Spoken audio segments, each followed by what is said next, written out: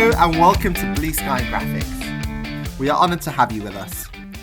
Here at Blue Sky Graphics, we are a leading online graphic design school led by industry and expert leading tutors delivering one-to-one online classes. We've been teaching for just over 10 years, enhancing creative curiosities and preparing future graphic designers for the real world.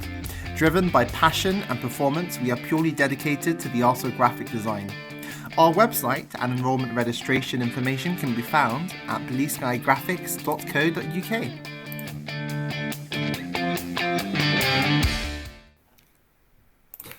So here in this video we're going to be using Photoshop, and in particular we're using diagonals to create image cropping.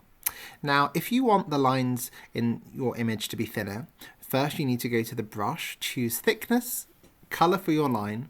The next thing to do is create diagonal lines using pen tools. Create new layers, then pen tools again, right click and choose stroke path. A window will pop up and then choose brush. Here we're working with shadows to give volume and depth with perspective. The aim is to make a design at an angle, attractive to the eye. We're also using a really well-known feather command in Photoshop. We have manipulated image replication in the layers windows, and we're creating diagonals here in the Photoshop software. For those that don't know, Photoshop is the industry standard software when it comes to editing, retouching and prepping of photographs and ambience attributes. To learn more about Photoshop, contact us. Photoshop is part of our graphic design course. And for more information, please get in touch.